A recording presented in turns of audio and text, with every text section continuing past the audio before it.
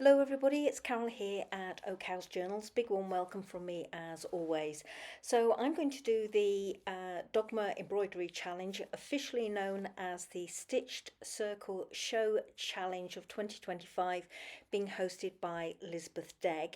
And I'm going to show you what I've created for week 22 and week 23. Apologies for not posting a video on week 22 last week, but time got away from me a little bit. So let's start off with week 22 and what the dogma rules were. So the first dogma rule was to have a piece of background fabric and then to find 4 different strips of fabric in sand, cream, white or off-white colours. So I'm showing you here a picture of my 4 pieces of fabric that I've chosen, and also some close-ups of each of the individual pieces of fabric before I cut them into strips. And as you can see, all the pieces of fabric are fairly sheer, so I go in and I fold them in half to double up the fabric to make it a bit more substantial. So here are my 4 pieces of fabric folded in half. And this is a picture of the 4 pieces of fabric with my backing fabric or my background fabric. The next image you see, or the next photograph you see, are those pieces of fabric adhered to the background fabric. And rather than sew them or baste them onto my background fabric, I've used what I've used in all the previous weeks. I've just used some Bonder web. The next dogma rule was to trace a circle onto those joined pieces of fabric. So I'm using my usual pot of dimensional paste and a Friction marker pen to create my circle. The stitch we're using this week is straight stitch, but we're to sew them into boxes stacked together in columns, and those boxes can be a random size, regular or wonky. So in this picture you can see that I've traced my circle, and I've also just drawn out, again using the Friction marker pen, the boxes that I'm going to be stitching, just so that I can get a nice composition on my 4 strips of fabric. And the final dogma rule was the thread colour. Predominantly we are to stitch this week in black or a very dark colour, but have a few random boxes in another colour of our choice. So I've gone with navy blue and a pale blue for my few random boxes. So obviously here I'm showing you the 2 spools of thread colour that I'm going to be using, and both threads are just normal DMC stranded cotton or floss. Here you can see I started to stitch some of my columns or stack of boxes or squares. I've done all 3 columns, and I've just started doing a split back stitch to outline my trace circle. And there you can see just a couple of random boxes tucked away behind in the pale blue.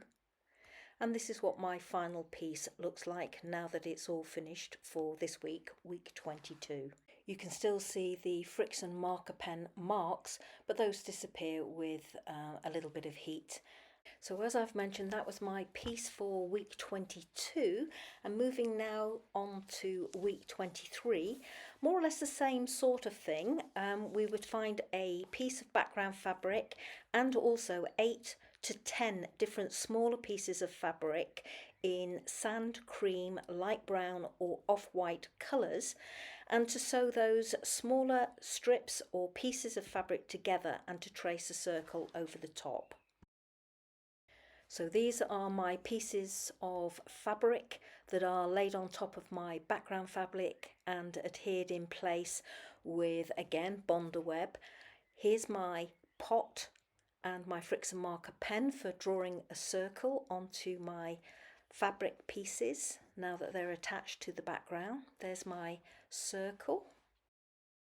The stitch we're using this week is running stitch, and we're to stitch the stitches in random directions and in stitch sizes on each of the fabric strips or pieces, but only within the circle that we've traced onto the fabric. So here you're seeing my finished piece. I hope you can make out all the different sizes of stitches that I've used. Some are very long, some are short, some are dot and dash. And I've tried to do them in all different directions depending on which piece of fabric was inside the circle. And again this week I just decided to outline my circle by using a split back stitch. So a little bit more of a close-up for you to have a better look at what I've done for this week 23.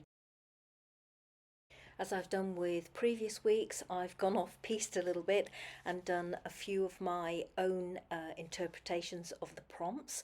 So this is my own interpretation of week 22 and my stacked column of boxes or squares.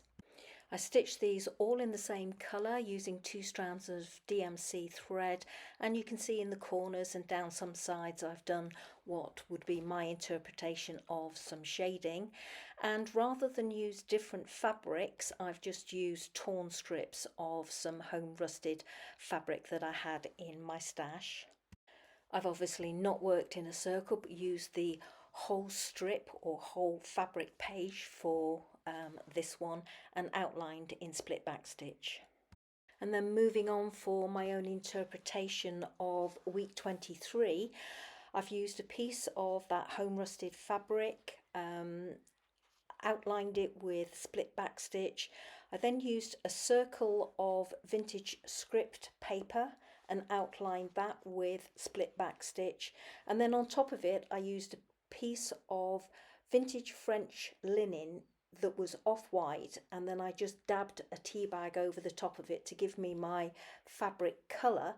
And then rather than piece together little pieces of fabric, I just drew some random sections or segments onto that piece of vintage linen fabric, outlined the sections with split back stitch, and then just randomly did my little running stitch inside each of those sections. I also outlined that piece of fabric there with all the stitching on the top with split back stitch as well, so that it would stand out a bit. And I have to say I was thrilled how this piece came out.